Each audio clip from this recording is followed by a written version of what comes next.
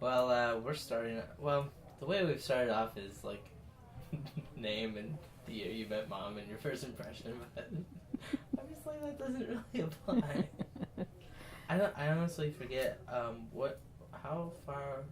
How many years apart were you and mom Um, in age? your mom was born in 54 and I was born in 59, so we're Okay. about 5.5 years apart. Janice was older, right? 57, right? She was.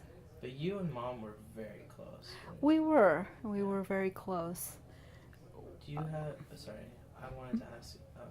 Mhm. Uncle Rich didn't have that many memories in Brazil. Um, do you have a lot of memories with you and mom in Brazil? I have some, but not a lot. Okay. Um, my first big memory was in Brazil. That was, and Mom talked about it a little bit when she stood up and talked. Was when Martha was 15, she went to a Baptist camp. It was a summer camp, and they talked about the gospel and receiving the Lord as your Savior, and she came back and she talked to Janice and me about it, and I I was 10 and I was very receptive, and I prayed with the understanding we had of back then, and prayed the sinner's prayer. And so right away there was that bond between us. It was just something really blessed of the Lord. Martha, as the oldest, had her own bedroom, and then Janice and I shared a room. And Martha gave up her bedroom to Janice so she could share her bedroom with me. And we shared a bedroom for the next few years until she left for to go to high school in the United States. And so we really developed a good friendship down there. That was the beginning. And then, yeah. Oh, your glasses.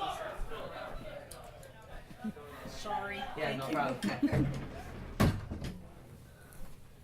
um, so when how many years were you apart before? Because the family moved up to Bowling Green, and you were reunited with mom again, like regularly. Yeah, it was just 2 years. Her last 2 years of high school.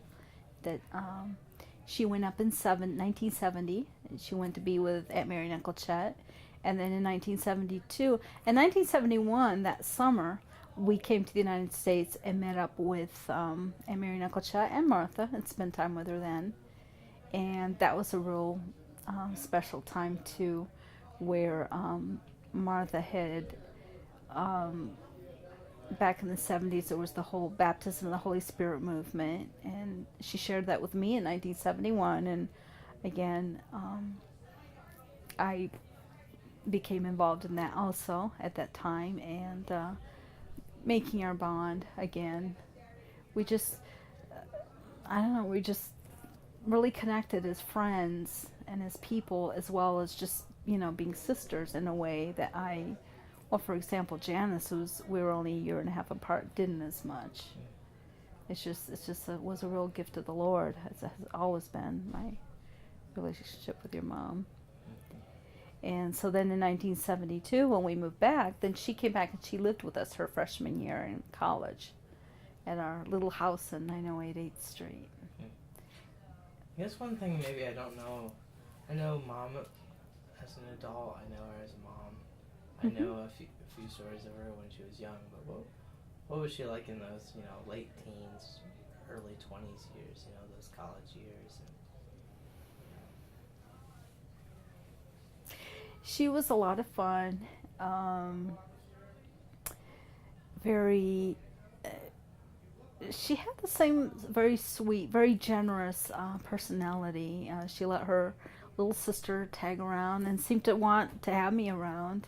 And we did things together. We played tennis, and she was really amazingly pretty athletic. She was actually a very good tennis player, and we used to play tennis a lot. And just very personable, very caring even back then. And we were all part of that whole fellowship thing, which was Christian hippies in a sense. Very early 70s, you know, the whole Jesus movement back then, and all the whole fellowship, the whole church at that time. Peter Manto, she was Jan Salzman back then, and um, we were all. It was just a really neat time. It was maybe we didn't have a lot of knowledge of the Lord in a biblical sense, but we had a love for the Lord and very young, and everybody kind of we all knew each other, and Martha just really fit into that, I think, and really blossomed, and she always made sure I participated because they were all young college kids, and of course I was 13, so I was quite a bit younger than they were. But she kept me with her and kept me involved in the church and the picnics and things, and that was real special. What are some of your fondest memories of Mom? Fondest memories. Whether they're funny or, I know Mom loved to laugh. Yes, you know? Yes. We really shared so many just so many memories because we shared the same tastes in a lot of movies. We loved to go to movies together. She and I went and saw John Denver twice, which we both loved him, and we went and saw Neil Diamond, Julie Andrews. Who else but your mom would I find to go to Julie Andrews with me? And of course, very special, her choosing to have Tamara on my birthday. Very kind of her. And she, and I was there with her and saw Tamara be born, and beginning of another very special relationship, and your sister made that possible. She was so generous with everything, with her time with me, wanting me to follow her around when she wanted me to go to Bowling Green, and then they moved to Dayton. Oh, sorry. Background music. Hold on 1 second. Okay, sure. No, I'm right in the middle of the interview. I'll call you back. Oh, that was Had to take that was a pretty phone call. Important. Oh yeah, you got to take your wife. I'll turn it off now. If I ever get married, he'll have to take all my calls too. Absolutely. Yeah, there's never time you can't take that call. So you let's kind of start from Okay. how you would kind of tag along, but Mom wanted you to follow. Right. Follow. Right. In fact, because when I graduated from college, I lived in Bowling Green and worked there for 4 years. Well, a year before, she and Larry and they moved down to Dayton to help start the church there, and she started working on me right away to move down and be near them. And a year later, I moved down and got to be there when. Well, you were already born, but you were a baby, and then we got to bond, and you were my buddy. And again, it was a time of getting really close. And then when they moved to Cincinnati, she started right away, got to move to Cincinnati, and I'm sure she had a big part in Larry offering me a job at 2J. And so then I moved down and lived, and in a way it was hard for me because not living with her, of course, but just I was living in other people's homes, and now I'm just so eternally grateful to God, and because he's all knowing and we don't know, and it's just so precious to me now that I was able to live with her those 2.5 years before I moved in with Michelle, and bonded with you kids, and that I had that time with her where we got even closer. And just sharing, she was my rock, spiritually. Just very, very. Wow, I don't know. I've made it these 10 years without her. But yeah, very, very special. One time one time we were in the kitchen and there were a bunch of ladies there and we were talking, and your mom said, there was this movie I really liked. There was a van in it. And I said, I know what movie you mean. She turned and she looked, "You do?" That's all she said. There was a van in it. And I said, "Yeah, it was sneakers, right?" "Yeah."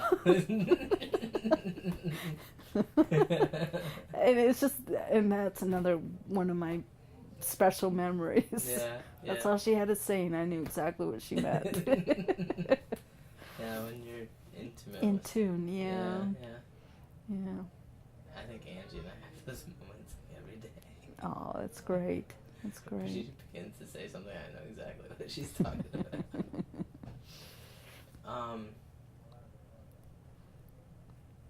I think I've noticed this a little bit when people know someone less longer, you know, people who barely knew mom, like, were sobbing a lot, and they have specific memories, but when you spend most of your life with someone, it's harder to come up with a lot of memories. It is. It's not one specific thing. It's just I have a lifetime. You know, Right. she was 45, so I was 40 when she died, and just so many little things, and just the specialness of having that relationship with her, and the closeness, and yeah. Is there anything you want to say that, maybe for me, but especially the two little ones, like, that might help them in their memory of her, or, you know, might help them, things that, like, mom thought about, or really was, like, thinking about for, you know, Tamara, thinking about for Caleb, you know? Hold on a second, Okay. because I don't want that to go through the wireless. Okay. Okay.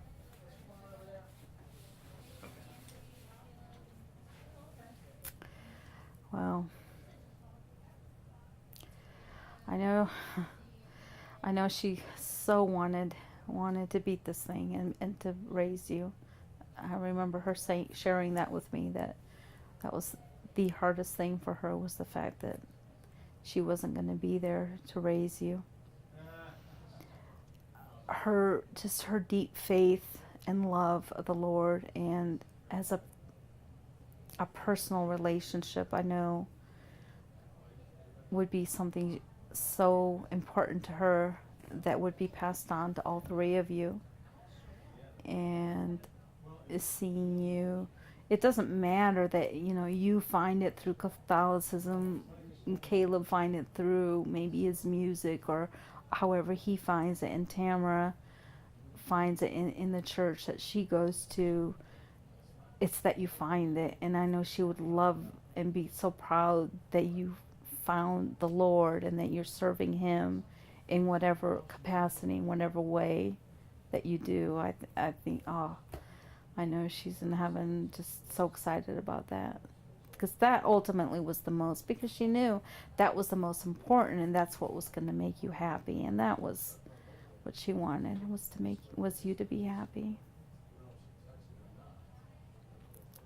She she was always finding ways to, you know, to make you happy when you were kids. I remember I teased her mercilessly for letting you play with a blender, and you'd be this little toddler Nathan playing with the TV, the rewinder, and I think you broke one down, and she's like, it's just a thing. But Nathan wants to play with it, that's okay. So. I don't have any other questions. Okay. Do you have anything else you want to share? What do you miss most about her? I miss that I've never had a friend since then that I feel that close to, that loves me so unconditionally as she does, and who wants me in her life the way she did. And I miss that a lot. Someone who I could really talk to about anything, and would listen and would offer advice. Sometimes even unsolicited advice. The big sister. But yeah, I miss that a lot. It's alright.